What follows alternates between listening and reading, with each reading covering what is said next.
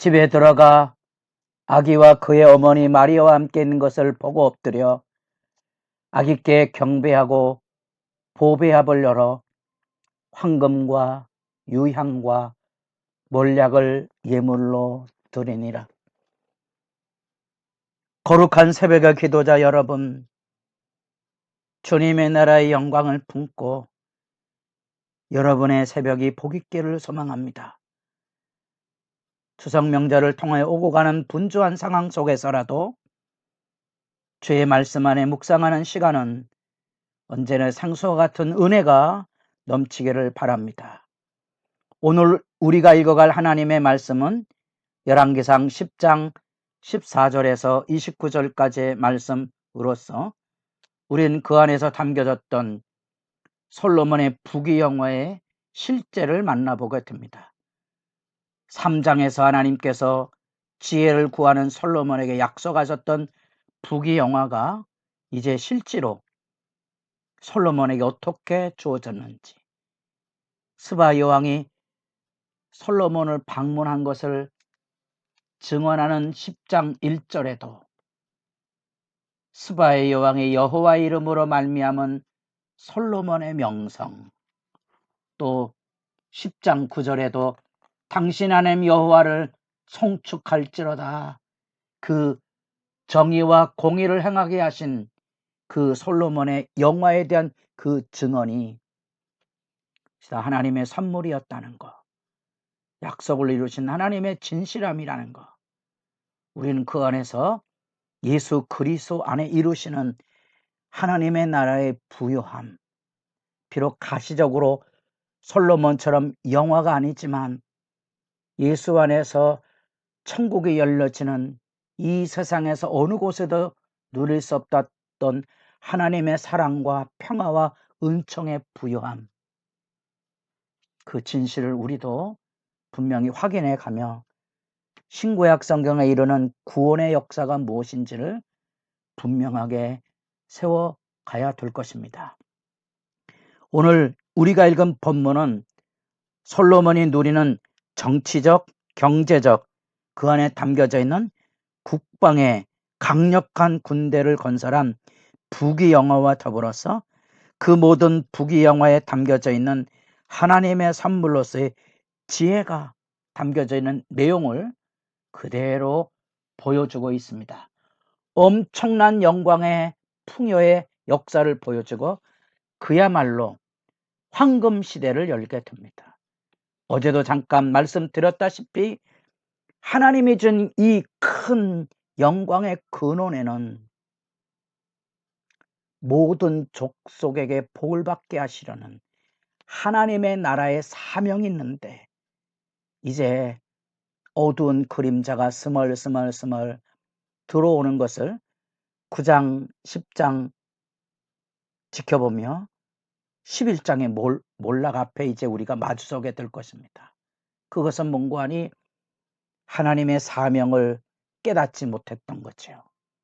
다윗과 솔로몬의 영화가 그저 자기 왕국의 영화에 만족하고 이웃나라에게 스바 여왕이 찾아올 정도로 열방의 빛이 되고 열방의 하나님의 이름의 은총을 나눠줌으로써 하나님의 나라의 유대 온 세상을 복에 인도하심으로 열어줘야 될 사명이 그만 어두워져 버리고 만 거죠. 그래서 마냥 이 사실들을 황금 시대라고 부추기고 그것에 도취될 수만은 없는 현실을 여러분들이 이해하셔야 됩니다. 그리고 이 분명한 부귀영화에 대한 이야기들이 경제적인 부강에 대해서 14절에서 22절까지, 그리고 군사적인 부귀영화에 대해서 26절부터 29절까지의 말씀 중간에 23절부터 베나도, 이 모든 부귀영화의 중심에 하나님의 지혜가 있음을, 그래서 23절에 솔로몬 왕의 재산과 지혜가, 24절에 온 세상 사람들이 다 하나님께서 솔로몬의 마음에 주신 지혜를 들으며 그의 얼굴 보기를 원하여 그 지혜가 이 모든 경제적인 부귀영화와 한 나라를 강대한 제국으로 만드는 군사적인 국방의 강력함 안에 지혜가 숨겨져 있다는 겁니다. 근데 그 지혜는 하나님의 말씀에 순종하고 그를 섬기는 헌신의 기반을 바탕으로 하고 있다는 것을 이제 마치 조마조마한 눈으로 지켜보게 됩니다. 우리의 시각이지요.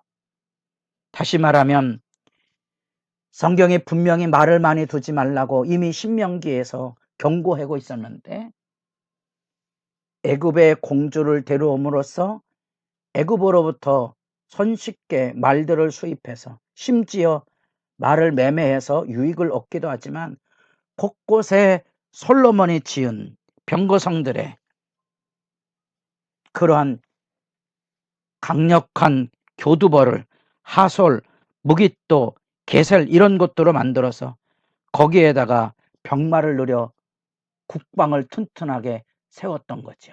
사실 약속의 땅 가나안 땅은 산악지대이기 때문에 병거가 그렇게 큰 전쟁 무기가 되는 것은 아닙니다.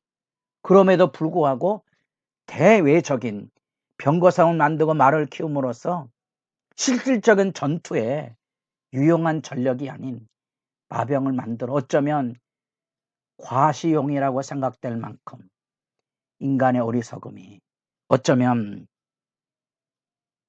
국방의 위력과 강대함을 세상에 드러내는 것처럼 보였지만 그 안에 잠재된 두려운 전쟁의 승리는 하나님이 가지고 있는 하나님에 대한 신뢰와 순종이 약화될 수밖에 없는 현실을 이제 우리의 시각으로 지켜볼 수밖에 없는 거죠. 그래서 우리가 말씀을 읽어가면서 언제나 이 솔로몬이 성전을 짓고 하나님께 봉헌의 기도를 드려 하나님을 찾고 겸비하게 엎드려졌을 때 그 성전의 의미가 말씀과 기도에 집중되어 있는 것을 여러분들이 누누이 살펴보았는데 9장의 두 번째 하나님이 나타났습니다. 솔로몬의 성전 기도와 9장에 나타난 하나님의 두 번째 나타나심 그 사이에 왕궁을 짓는 13년의 기간이 개입되어 있다고 보시면 됩니다. 그럼 9장의 사건이 생생하게 이해됩니다. 솔로몬의 기도에 하나님이 9장에 응답하시고 복을 주시겠다고 약속을 분명히 하셨습니다. 그러나 하나님의 말씀을 떠나서 우상을 따르면 심판이 있을 것을 이미 9장에서 경고하시고 있는 거죠. 그렇다면 9장의 얘기는 왕궁의 화려함을 짓고 이제 자기 이름을 높이려고 했던 솔로몬의 영적인 어두움을 일깨우는 측면을 우리가 생각해 보게 되고 그 두려운 시각은 이제 11장에서 그대로 나타나게 됩니다. 바로 그것을 통하여 우리의 역사를 통한 교훈을 만나게 되는 겁니다. 역사의 교훈 안에 분명히 하나님이 은혜를 주셔서 그 지혜로 이 부귀영화를 누렸고 하나님은 그렇게 약속하신 대로 신실하게 이루시는 분이시지만 하나님의 말씀에 정직한 순종이 이루어지지 못하게 되면 그 지혜도 무너진다는 것. 그래서 그 부귀영화의 그 창무, 이 부귀영화를 주신 하나님의 뜻이 무엇인가를 알아서 모든 족속에게 은혜를 베풀어 주시는 그 복의 사명을 솔로몬이 가지고 있었어야 되는데 거기까지입니다. 영화를 누리는 거기까지. 우리도 우리 이름을 내고 거기까지. 그것이 믿음의 몰락이고 오늘날의 슬픈 교회 몰락이기도 하죠. 거대한 성전을 짓기 위한 경쟁의식들이 대형 교회로부터 저 가난한 시골 교회까지 다 꿈이라면 전부 멋진 교회당 짓는 어쩌면 허영이고 어쩌면 무모한 세속적인 타락의 현상이지요. 교회가 해야 될 책무가 뭔지를 잃어버렸던 겁니다. 그래서 이렇게